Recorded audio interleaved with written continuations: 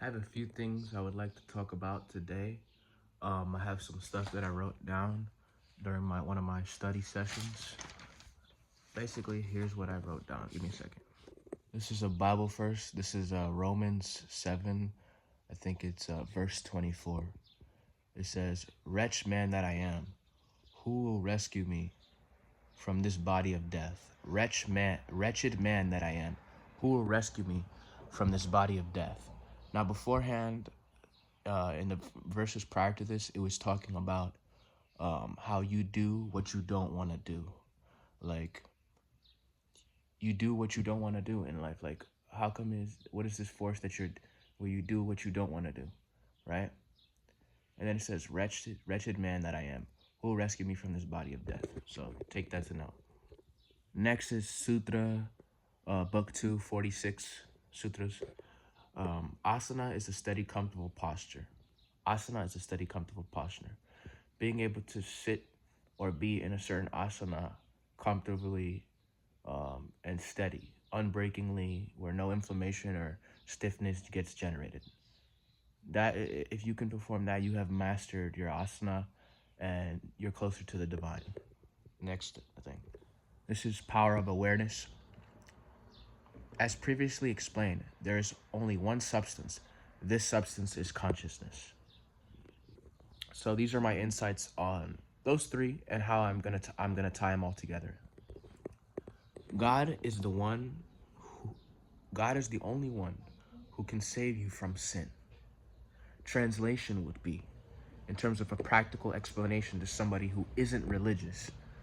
So, God is the only one who can save you from sin. The translation would be, the infinite space, pure awareness, no mind, just aware.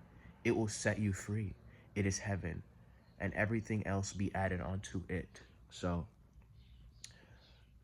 what they refer to in the Bible as God is the place that's beyond what you think you are, what you think is good for you, what you're identified with. In the Bible, that is described as God. It's a state that is beyond, it's the beginning and the end, the past, present, future, the infinity. It's a state where it's beyond the fluctuations of your mind.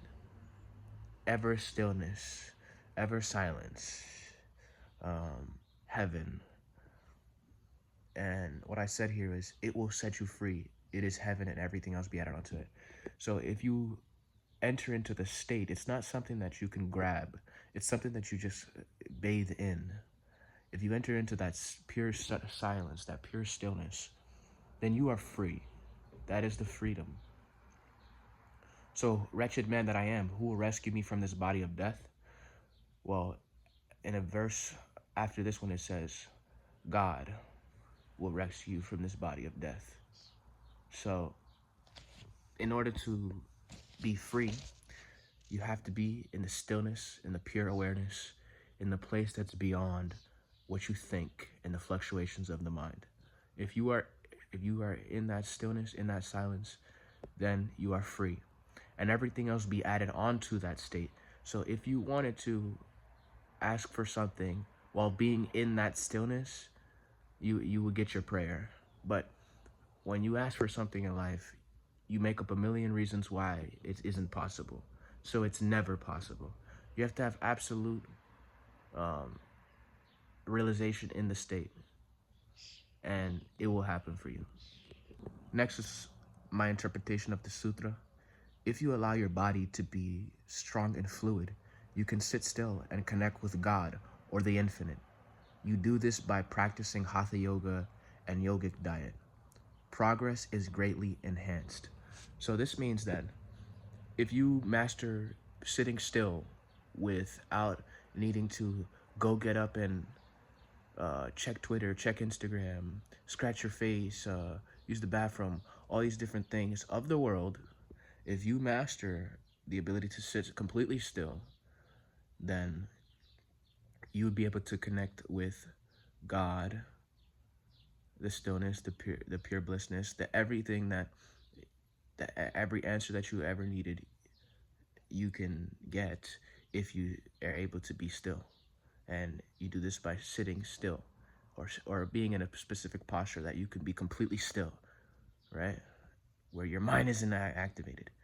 And progress is greatly enhanced if you practice hatha yoga and have a yogic diet. A low inflammation diet, a low inflammatory diet that doesn't create combustion in the system, where it keeps it very still. And hatha yoga, which allows your body to become strong and fluid so that you can sit in a posture without getting stiff. Next thing, in the pure consciousness that you are, you choose to identify yourself with thoughts and concepts that make your life. It's your choice to play with the thoughts and concepts. So, consciousness is existence. Consciousness is existence, manifesting itself in different forms. If a tree were articulate, like Neville Goddard says, a tree would say, I am a tree. But a tree is not articulate, it's not self-aware. But if a tree was self-aware, it would say, I am a tree. I grow leaves. I grow my leaves like this, right? And everything is consciousness in the entire universe. Everything is this pure awareness, this pure thing that has no real logical thing. It's an unbounded piece of energy that is manifesting itself into bounded states. So the life that you're living is because you've bounded yourself in a specific way with this human being that you're playing, with the thoughts and beliefs which manifest into actions, and who you are as a person. Now, if you enter into the pure conscious state, pure awareness, and you place the identities and thoughts and beliefs that you want in this pure awareness, then you now play with life. It isn't the truth, it's not the freedom, but you're playing around with the game. You're playing the illusion of life. That's basically it. So all in all, God, pure consciousness, pure awareness, the stillness, the silence, the ever still, the past, present, and future, the beginning and the end. If you sit still and don't touch your mind, don't touch your body, just leave it there on the side, then you get into the stillness, you get to God. You do this by practicing certain postures, hatha yoga, and a yogic diet. It enhances your progress tremendously. It isn't needed, right? You can still get to that stillness because it's beyond body and mind. But if you're able to sort of keep your body at ease and keep your body at ease, basically, it allows your mind to become more at ease, and it allows the resistance to be much less because your body is at ease. But if you have a backache, you're always worrying about your backache. If you have a knot growing on the top of your back, you're worrying about that. If you're full, you can't even become aware. You're just too lethargic. So that's why a yogic diet and hatha yoga and is very necessary, because it brings you closer to the divine. You feel better. You can now think. You can now find stuff that is deeper within yourself. So that's what that is. And the way to be set free is to get to that stillness. That's it. That's the only. You can say that, oh, I want a family, I want a wife, I want a successful career, but these things will never give you complete. The God, pure stillness, pure silence, beginning and the end. In that stillness, that's what sets you free. That's what will bring you the ultimate liberation, the ultimate joy, the ultimate bliss, whatever name you want to describe it. Nothing else can fill you up, and that's what's referred to as the devil in the Bible. Basically, everything that isn't this stillness is considered the devil, because it will never fulfill you. It can give you great highs, but it will never fulfill you. You will always be wanting that more. So that's described as the devil.